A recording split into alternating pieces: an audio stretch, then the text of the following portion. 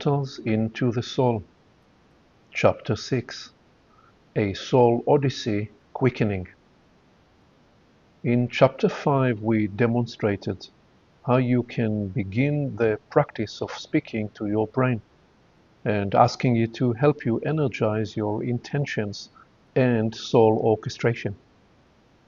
We then traced the story of the discovery of DNA and its cultural impact to better appreciate the potential and peril of this moment of the brain.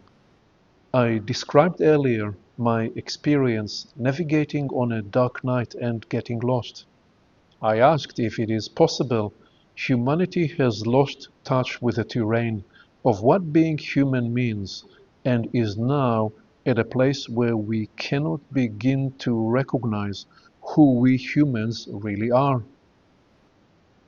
Before diving into the quickening of this soul odyssey, let me address a concern that has arisen, which relates to why the story of the Epoch is integrated into this soul discovery journey. Does it make our exploration too complex or even confusing? My answer is that it may appear to be complex for the brain, but not for the soul, and not for the contemplating mind, which are by their very nature forever evolving integration looms. We've described the reason for using the loom work method are to enable us to apply the Einstein brief. We approach the problem of the soul not from the mindset that generated these challenges, but from multiple new vantage points and elevations. We are then able to release the configuration that created these problems. In Chapter 3, we asked whether the soul of 2024 is the same as the soul of 1924 and 1024. We suggested the answer was both yes and no. Yes, because the soul has the same core function of accompanying you and enabling your navigation of the planetary experience in the human model. No, because the planetary terrain has changed and the experience of human life has shapeshifted and evolved. We are tracking the epochal shift underway because our premise is not a theoretical study of the soul.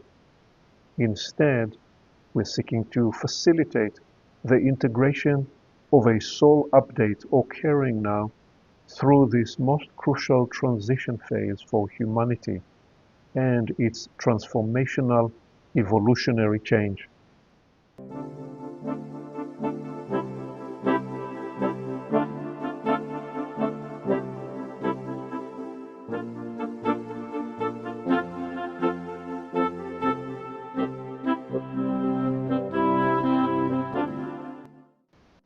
Our Soul Odyssey, the live exploration.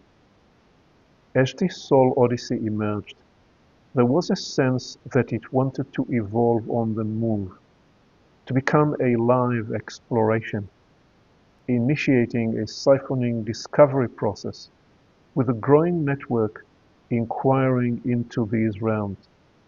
Initially, I felt compelled to go into an isolated, reclusive retreat. I imagined finding a quiet space of contemplative serenity from which I'd be writing. Well, my writing sabbatical lasted 3 weeks. It was a longer writing retreat than I had ever taken. The preamble and the first 2 chapters were written during those 3 weeks from Christmas to the beginning of January 2024. It then became apparent that portals into the soul would need to find a way to co-arise along with other active commitments. The project seemed to want to include more than a solo inquiry into the soul. It searched for the conductivity of a larger, connective, collective inquiry. The intuition offered that some of the revelatory content would emerge through live portals events. This intuitive nudge was actualized in the run-up to our first portals into the Soul event in March 2024, when we gathered to reflect on the content of Chapter 1 and explored with the help of IHOW practices a somatic sense of the three jobs of the soul. In contemplating and preparing the workshop choreography, I searched to find a bridging entry. I wanted to facilitate an experiential sense of the soul. What transpired confirmed the intuition that certain elements of this odyssey would reveal themselves in the live collaboration and exploration with others interested in gathering around the soul inquiry. One reason for this development is rooted in my own soul's journey and how it has evolved. Creating and choreographing experiences that enable transformation has been central to my development path. I initially discovered the group facilitation and leadership space at age 15, guiding groups of 11-year-olds in the youth movement at the kibbutz in Israel. I would spend hours imagining and sculpting the outdoor and indoor activities I was about to lead. I imagined how we would get to the trailhead, the activities we would integrate along the trail, the clearing in the woods we would arrive at, the conversation we would then open, and the facilitative questions that would unlock the conversation. Before even consciously understanding what I was doing, I began to discover a mysterious world of possibilities. The discovery led to exploring ways of sculpting group processes. It unlocked vibrant creativity and opened for me a fountain of opportunities.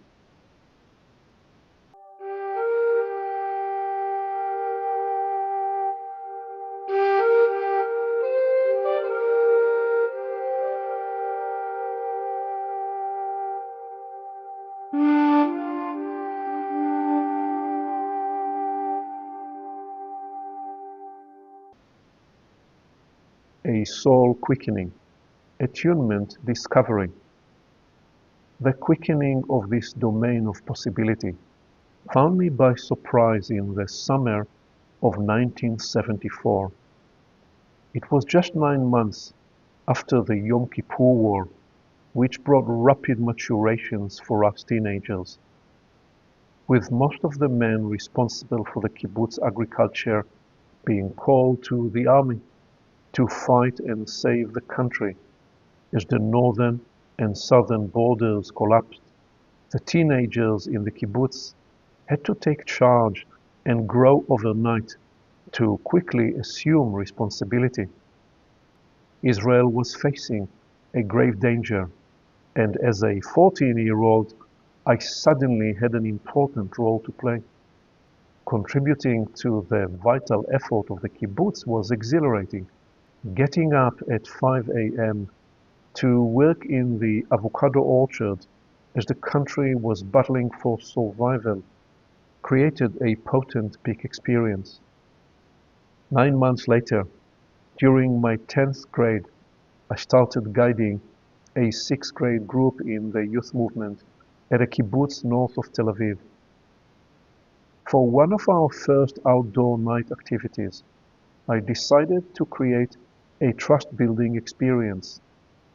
3 days before the planned activity, I visited the area to find the trail we would take and identify the exact location we would arrive at in the dunes high above the Mediterranean beach.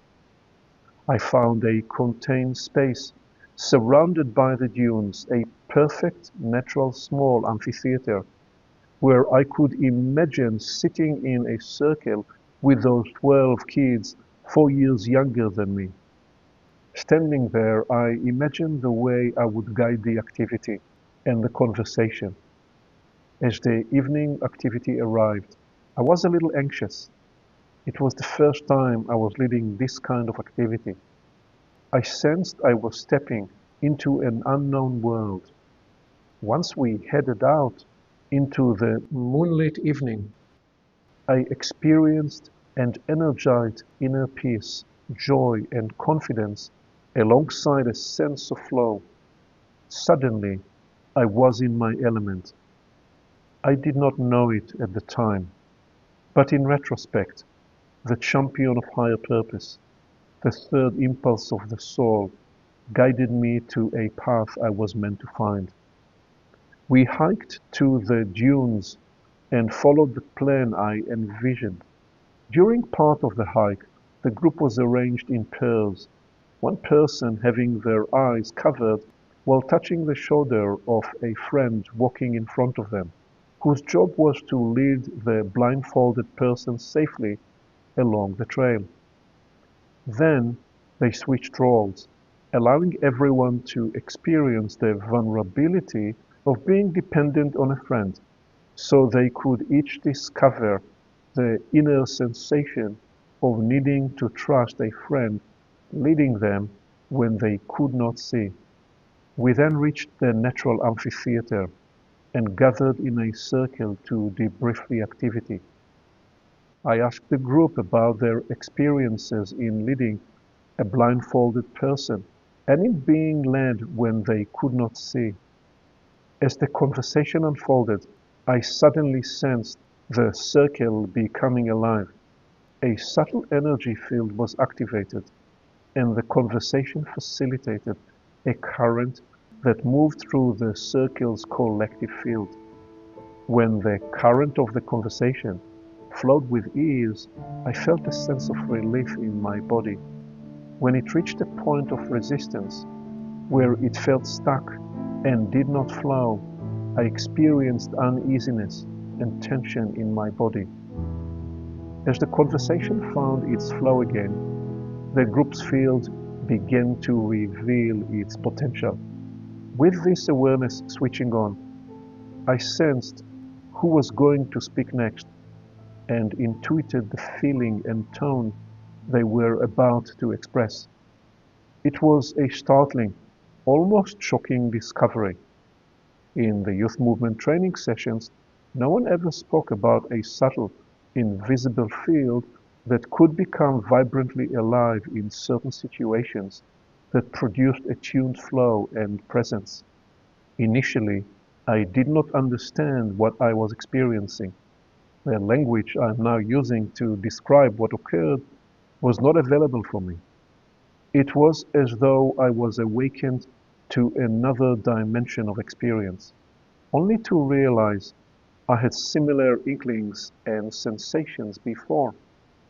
Somehow, leading a facilitated conversation with a group presented an opportunity that activated dormant sensing capacities and attunement.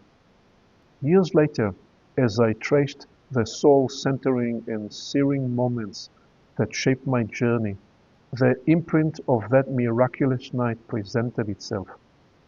I was in my early 30s when I was able to compassionately review from a place of stillness that 15-year-old self, stumbling and discovering, almost by accident, an inner somatic and energetic access activated in a leadership moment. That soul-searing experience was then joined by additional dimension. There was the subtle field that the group created, which came alive that night in the sand dune near the Mediterranean beach. Then I discovered I could sense and even seed a tone or compose a part of the subtle energetic ecology of what I hoped the group would discover. What was this inner dialogue like? It took the nature of meditatively traveling through and dialoguing with the experience before it happened. I discovered there was a way to fashion and sculpt the experience meditatively. It was not an attempt to rigidly determine what must happen. Instead, it was a process of opening possibilities by choreographing a path that offered participants access to their inner experiences. Once again, since there was no instruction manual, no training guide, and no one talked about these subtle experiences, I stumbled into this meditative sculpting before I knew what I was doing. I therefore proceeded through trial and error, often encountering confusing experiences. Although I did not have the language for it, I gradually realized that the access I had found opened an interior dimension experienced even earlier in my running practices, where at certain moments I would enter an inner zone of attunement.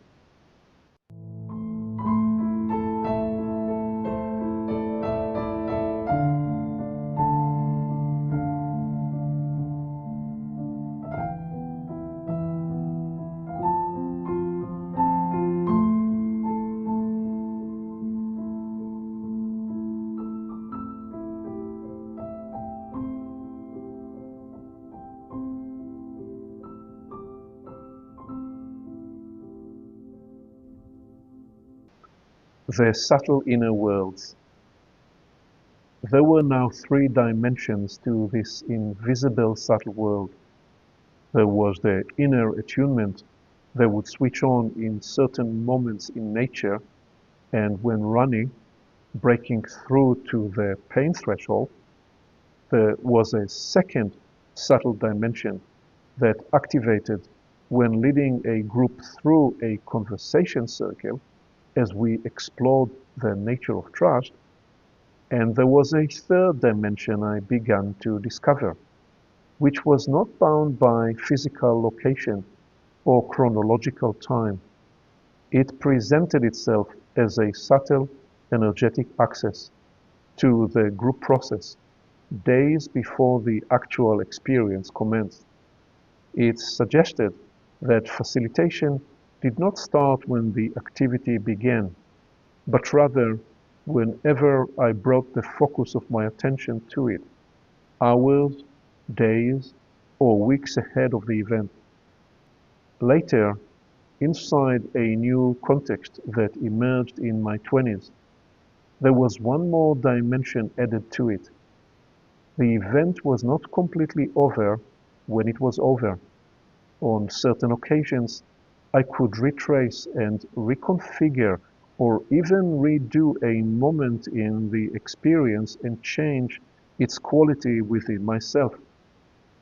I'd never know if it changed anything for anyone else, but for me, when I experienced a harsh or unartful move I made, I could retrace the experience to learn from it how to manage and navigate it more effectively.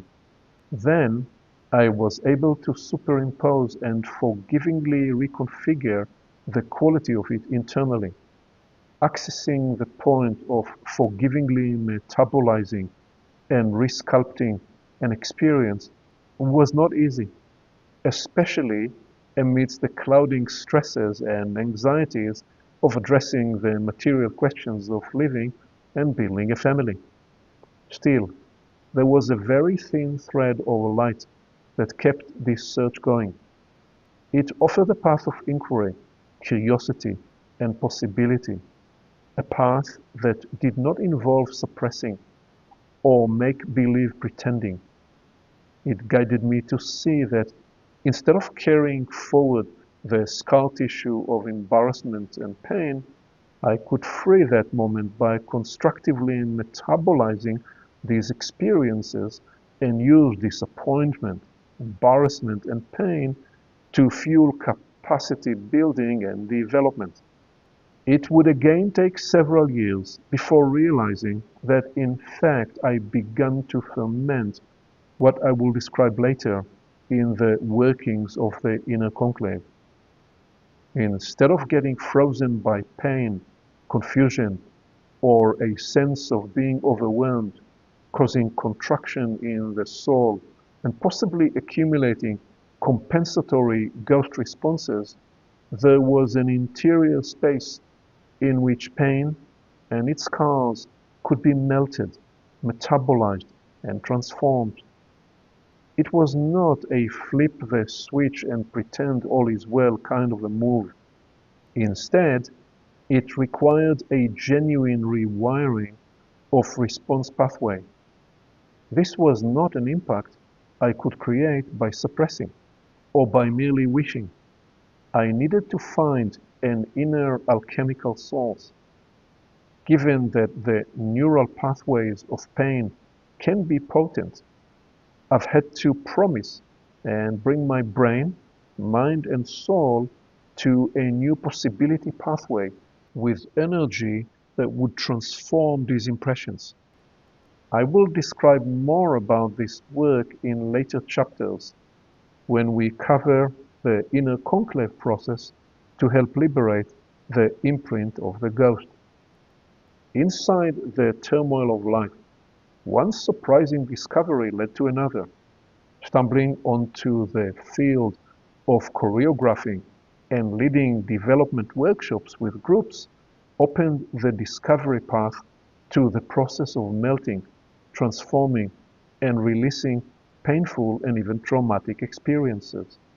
The 10,000 hour rule popularized by Malcolm Gladwell suggests that it takes 10,000 hours of practice to become an expert or master in any given field. In 2022, I tried calculating the hours of meditatively choreographing and designing transformational workshops and experiences, adding in the hours spent leading these events and experiences, and then the hours spent debriefing by meditatively reviewing, harvesting learning, and recalibrating those experiences. I estimated it came to probably more than 60,000 hours. Although I never planned it, this focusing practice had become central to my journey.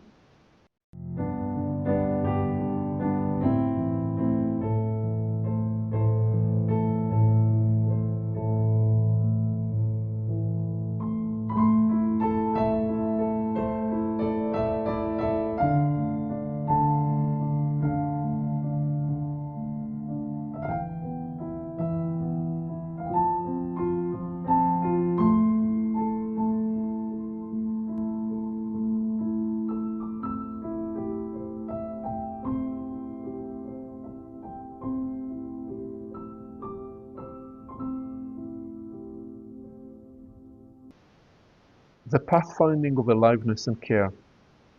At the end of Chapter 1, we described an inquiry practice to help you trace moment of soul attunement, when the latent natures and qualities of your soul configuration were activated. My trace here of this soul centering and searing night, when I was initiated into the awareness of a group field and its potential, is an example of this practice. I had no concept of these realms. There was no guidance or professional role or name or anything I had heard about this immensely vast, subtle world of possibilities. My starter entry was anxious and unsure. Still, the inner qualities I experienced with leaping into the unknown in leading the group that evening were vibrant joy, flow, and expanded awareness. Unbeknownst to me, it would catalyze my soul journey, and years later would shape my professional and spiritual path. What is the sentiment imbuing the practice of sculpting transformational experiences? The focusing intention emerged out of the sentiment of care. Before leading a group to hike anywhere, I would go early to scout the trail, to ensure it was safe. I wanted to discover and address in advance any danger including placing rujum marks made of a few stones on top of each other, where we possibly could miss the trail. Since I had learned to apply this practice while leading a group in navigating the exterior landscape we aimed to traverse, it was natural to apply the same discipline of care in the interior landscape. I would explore and visualize the interior terrain we intended to traverse, seeking to offer coverage and create a supportive ecology for the inner discovery trail. Meditatively, I would inquire and search to discover the possible conversation pathways a few days in advance to release resistance and find a path of easing flow, understanding, and connection. I did not hear a melody. Still, it felt as though there was a musical quality to this meditative envisioning. The work, the struggle, was in that it would often be clouded and blurry. As the search developed, I'd imagine the steps and moves we could explore. The effort was to track possibility pathways that offered flow. By dwelling and abiding with the search, the choreography of the journey came alive and allowed me to experience and sculpt its path.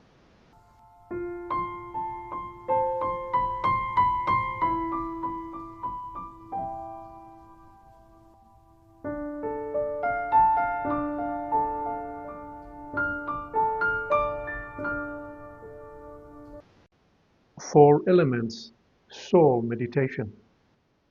Preparing for the first portals into the Soul Workshop event to reflect on the content of Chapter 1, I found myself in this meditative sculpting process.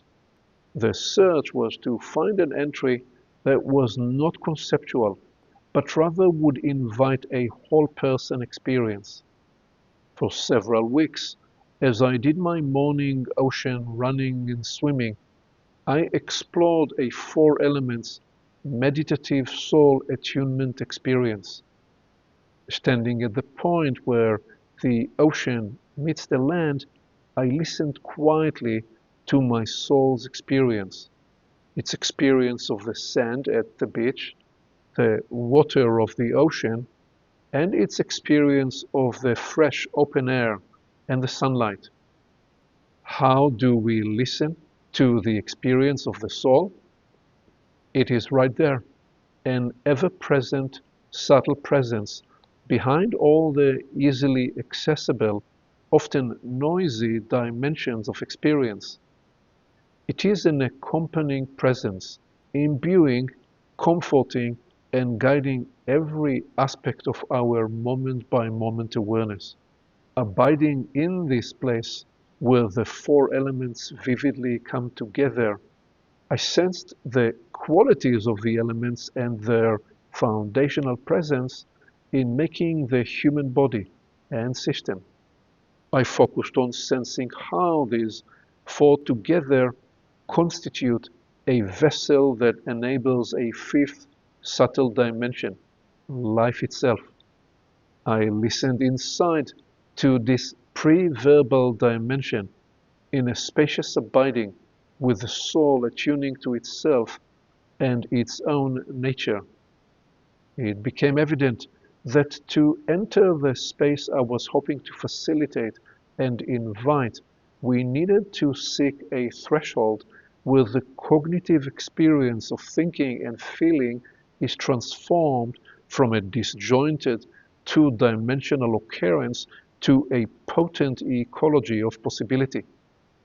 In other words, I was tracking inside a subtle, pre-verbal pathway to find and gather the energetic fuel and potency to enable me to access the heightened cognizance of the difference between lifeless and enlivened thought, to bring to life the possibility of a soul imbuing life-giving awareness. I sensed coming through this threshold would enable an experiential rather than concept-based access to the soul. What transpired confirmed the intuition that certain elements of this odyssey would reveal themselves in the preparation for and in the live collaboration and inquiry with others.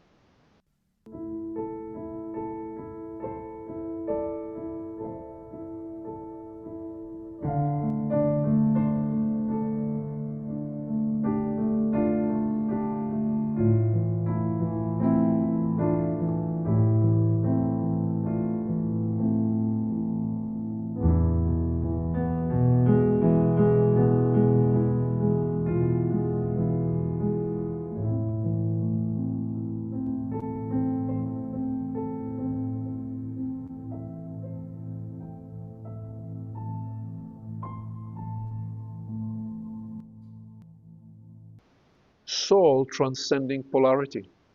To transcend and integrate polarity so it becomes a fuel for entering a subtle field of power, we must first name the polarity. Here is how this pathway presented itself. On one side is thinking without feeling.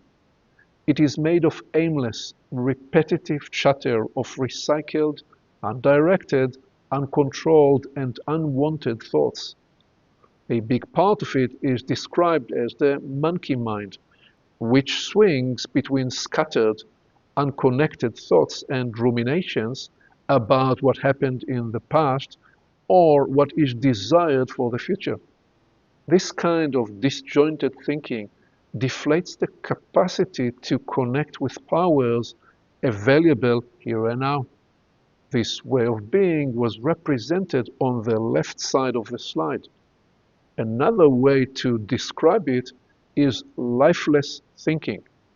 It is a cognitive function that can also be called braining, where the flow of life stops and gets arrested. These are the times when the flotsam of scattered ruminations associated with general habitual thinking goes on uncontrollably, only to temporarily be stopped with the process of categorizing and labeling as the brain tries to assert control. The polarity on the right side of the visual was named feeling without thinking. Another way to describe it is aimless feeling. It includes sensations of bodily programs stimulated and triggered without thinking, such as hunger, cravings, upset, excitement, and more. This polar conditioning of lifeless thinking and aimless feeling tends to produce confusion, suffering, and inner havoc. It is just this interior chaotic confusion that the mindfulness project brought from the East aspires to address and solve. Practicing mindfulness often begins with focusing on what you are sensing and feeling in the moment without interpreting or judging, and releasing in the process identification and attachment to these thoughts and feelings. The invitation I offered was to attempt an alternative move. Instead of the compelling Eastern move to release attachment to thoughts and feelings as a way to begin sensing the spaciousness of a non-attached empty mind, I offered the move of opening to a different kind of thinking. In this sense, the word thinking suggests a cognitive process that is activated into a new octave of possibility, one that is not lifeless, but life-giving. Imagine holding in your left palm a dry brown leaf, and in your right palm touching a vibrant green leaf still tethered to the tree. Now imagine that disjointed thoughts running through you are more like the dry, brown, lifeless leaf. There are, however, thoughts that are connected to a living, vibrant source. Thoughts that offer glimpses of a process connected to and solved in the tree of life. They carry capillary action, power, and potency, and can evoke feelings that bring about a causative change. Imagine the green leaf connected to the twig, which is connected to the branch that grows out of the trunk, representing a contemplative, life-giving thinking with feeling. Feelings that are not recycled stimulations or simulations, but rather unlock potent, intentional perceiving and thinking. I demonstrated this quality of contemplative thoughts in Chapter 4 by describing and developing the loom work process.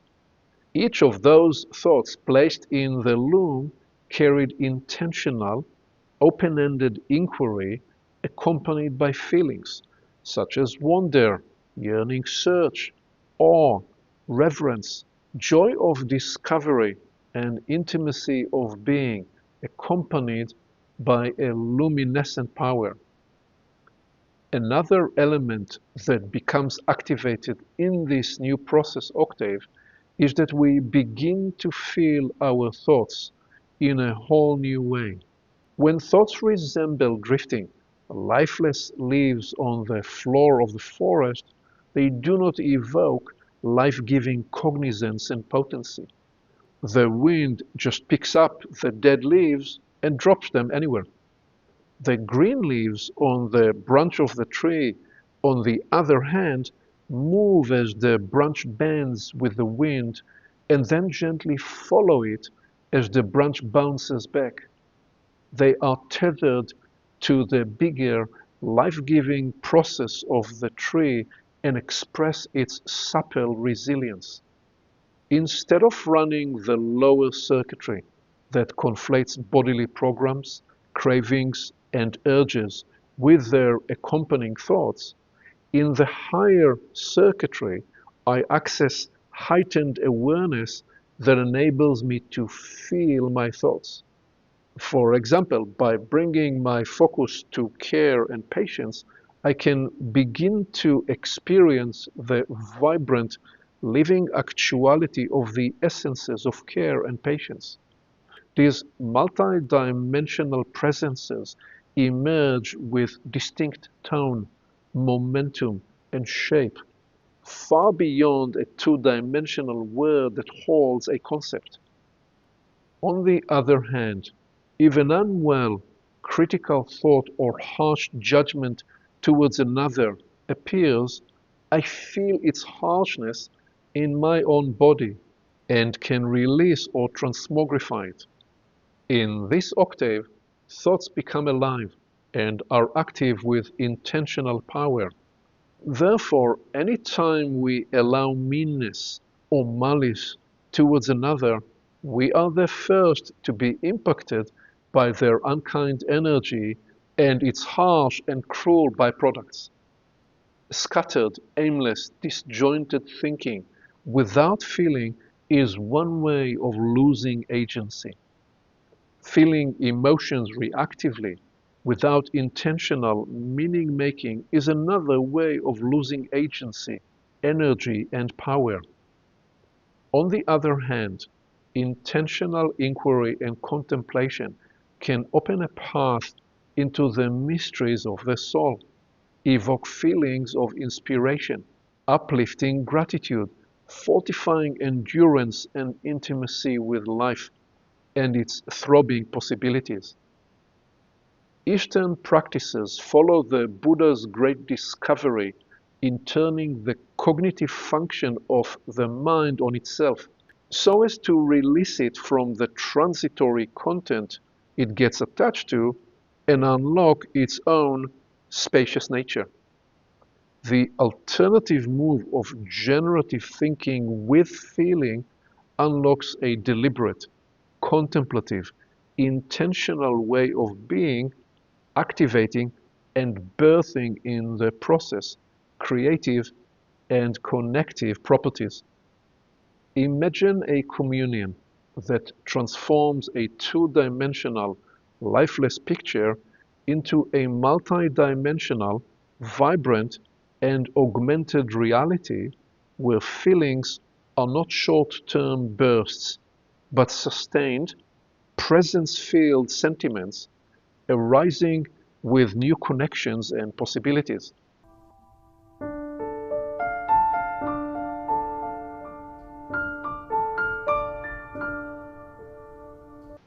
The biblical corollary is in the story of Jesus feeding 5,000 people with the 5 loaves and the 2 fish. Braining the story occurs in 2 ways. One is to dismiss it as an allegory. A second is to dismiss it as a miracle. Well, it has become an allegory and is described as a miracle. But what these 2 interpretations dismiss is a third possibility and dimension. Imagine that by entering his own soul communion, Jesus facilitated and summoned a conductive ecology imbued with healing and nourishing power for the souls of those in attendance. The suggestion is not that we are seeking miracles, but rather that the miraculous is forever nearby. The invitation is to realize the human system can create potent states of enhanced well-being in which the semi-automatic programs and urges of the body can be balanced and pacified. Further, practicing such elevated states of attuned connection and communion can create an ecology of enhanced transference where thoughts and feelings can become psychoactivating for others with healing and inspirational properties. Imagine that the 5 loaves of bread symbolize the body, which in this case was served by catalyzing energetic soul qualities that nourished the 5 energy centers that govern the human body. Imagine the 2 fish symbolize the flow of the higher connective faculties. We are describing subtle power realms where the soul becomes tethered to a nourishing source that transforms the person's experience and even their sense of time. The subtle field and the tree meditation. We began our Soul Odyssey by describing the 3 characters and natures of the soul.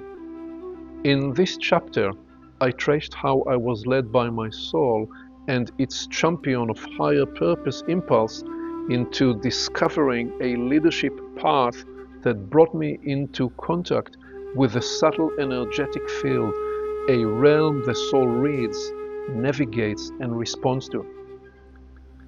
You too have had moments of contact where you sensed consciously, or more often semi or unconsciously, awesomely vast realms beyond the material, physical dimension of life. Still, modern education and a reductionist material orientation tend to shut down a natural sensitivity and awareness of this vast universe. Let us open a discovery path you can play with. Here is a meditative exploration that can offer entry into reacclimatization with the subtle worlds. I say reacclimatization because your soul is naturalized to these realms, even if our modern conditioning and trained mental frame negates this possibility. Okay, come along with me into this experimental discovery. Give it a try. Perhaps be daring enough to even give it 3 tries before making up your mind. I'm about to lead you into a way of sensing and seeing the subtle field of a tree. There is nothing like the natural world and the outdoors for reawakening subtle sense organs. Find a tree, possibly a high, tall tree, with some space around it so you can look at it against the sky. In the Pacific Northwest where I am as I write this, you can find gorgeous Douglas firs, western hemlocks, alders, spruces, western red cedars, and big leaf maples. First come near the tree to look at the hard crust of its trunk. Now touch its firmness. Consider what enables this tree to stand upright, strong and steady. It is the combination of the root system, the cellular composition of the trunk, and importantly, the water the tree pumps from the roots up through the trunk to the branches and leaves. Abide with this thought so you can feel it. This immense trunk is standing upright and tall. It is hard, and yet inside it there are fluids moving up and down, enabling its resilient flexibility. Stay with this contemplation for a moment. Sense and try to experience that the tree you are observing has visible elements and also invisible elements. The roots are largely invisible. The sap moving through its trunk is invisible, and the information the tree shares through the mycelial pathways below the ground of the forest is largely invisible. And yes, the subtle energetics of the tree are largely invisible too. Now take a few steps back and find a spot that enables you to see the whole tree, and that at the same time is not too far away. Observe the whole shape of the tree and let your eyes lead to the top of the tree. Look carefully and abidingly at the crown of the tree. Try to sense and appreciate the vibrancy of the new growth at the top of the tree.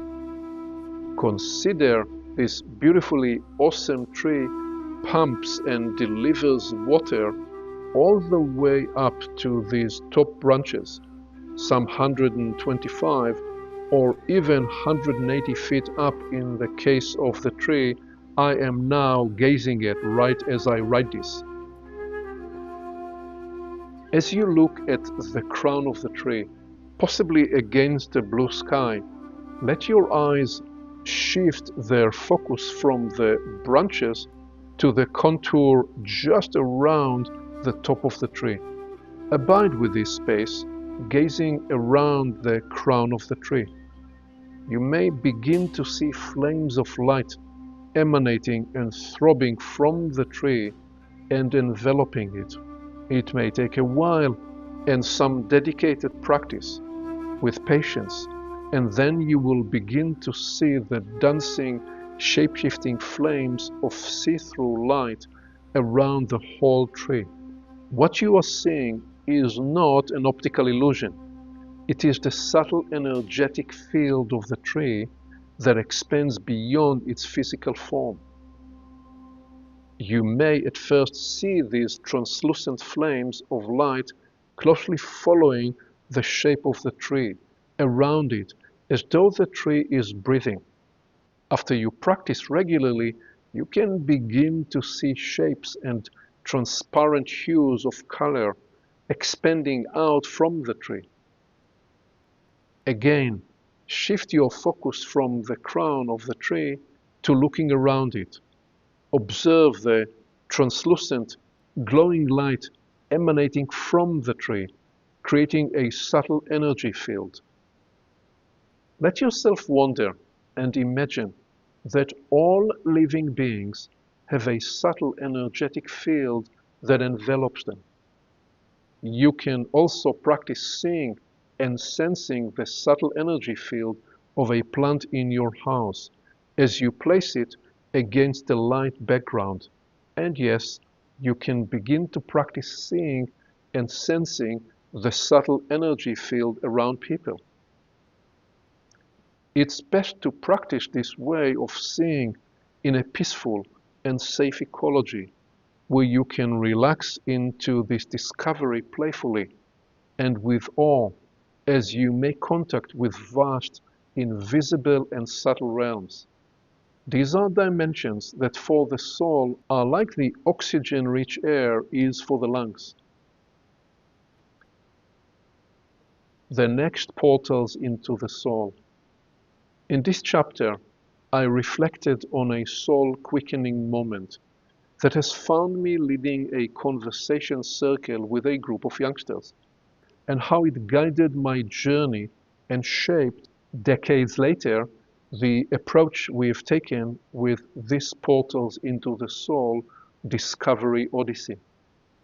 We've retraced the four elements meditation and the soul's capacity to transcend polarities and guide us into a generative process of contemplative thinking with feeling.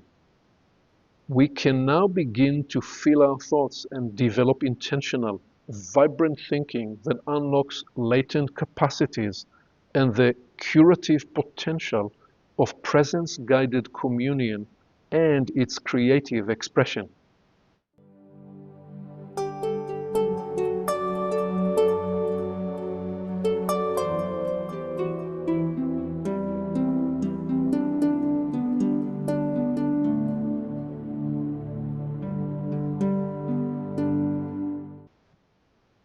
In the next portals into the soul, we will explore new realms of understanding to deepen our connection with the interior Trinity, the soul, the spirit, and the self. Through this exploration, we will uncover the intimate nature of the mutual interplay.